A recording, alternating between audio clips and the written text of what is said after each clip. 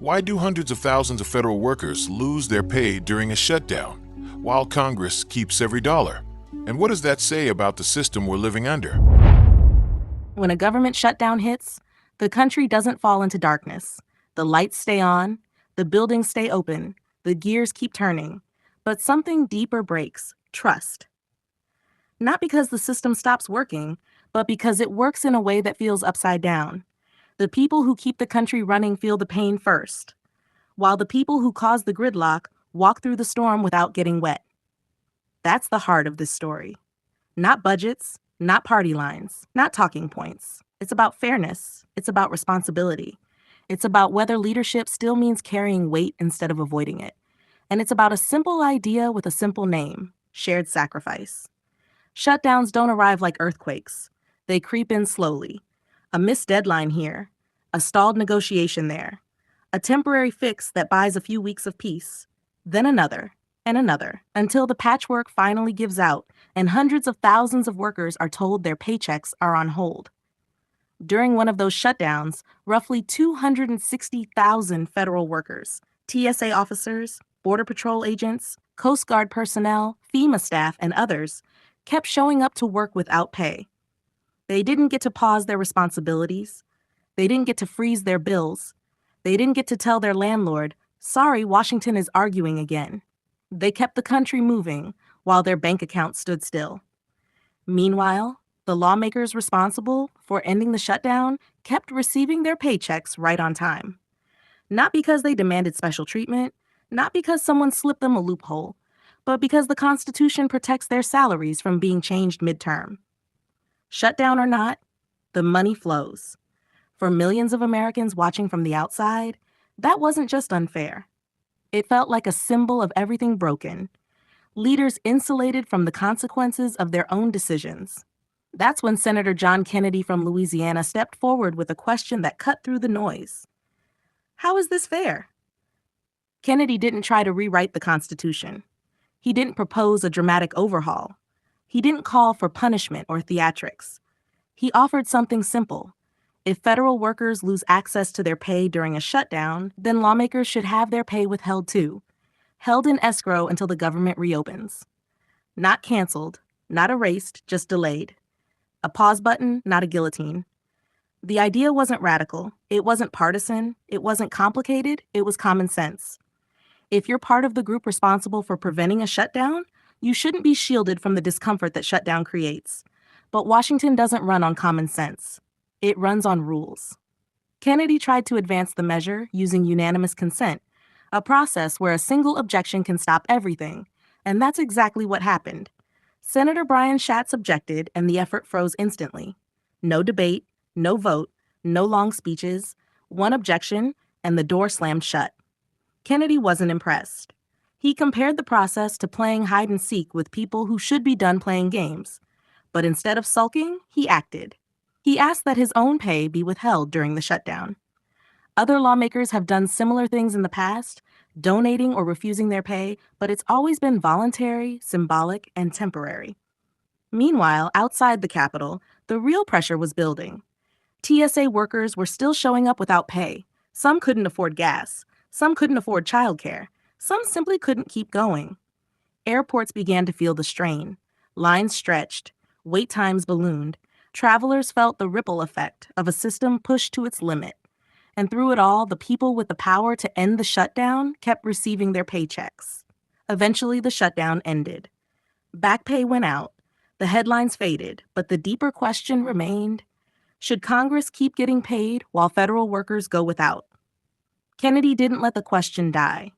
He reintroduced versions of his proposal, refining it to survive constitutional limits.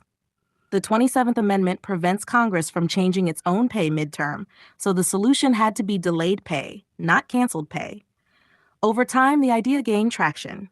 The Senate Rules Committee advanced it unanimously, a rare moment of unity.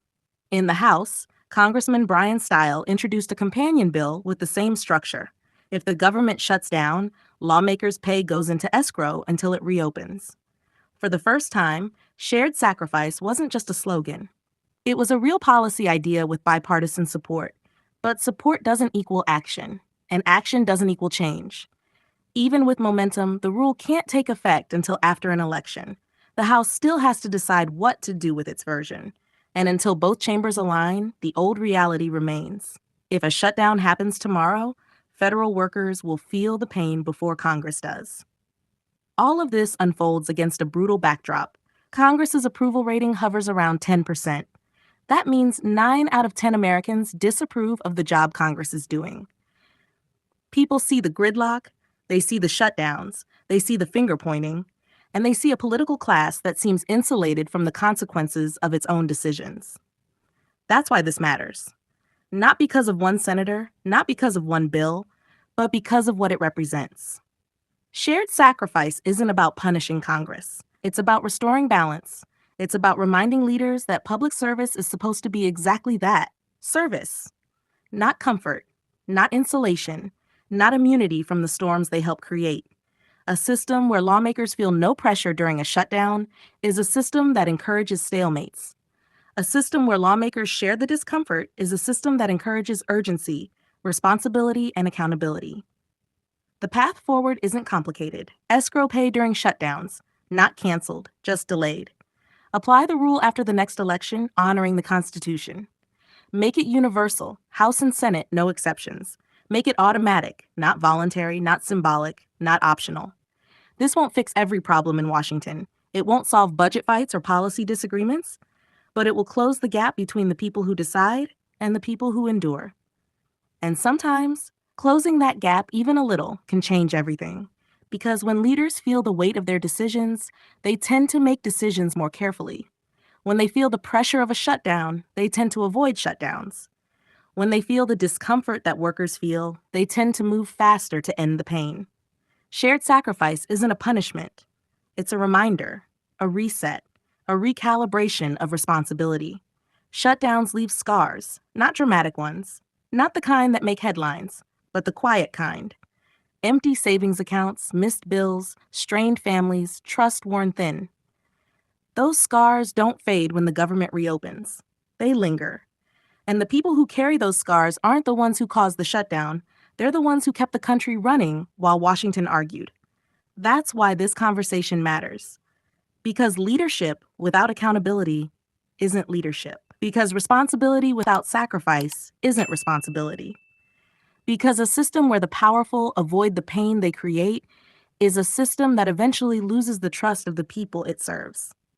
Senator Kennedy's push and Congressman Stiles' companion effort isn't the final answer, but it's a step towards something healthier, something fairer, something that feels more like the country people believe in.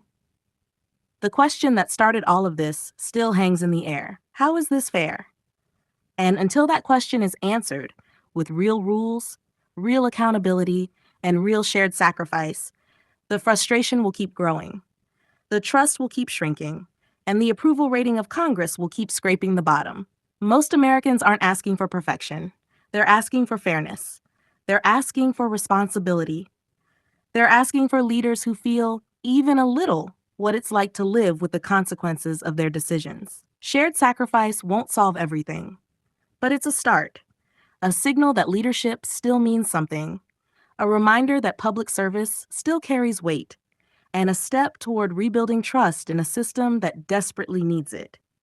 Join the conversation in the comments, respectfully and thoughtfully.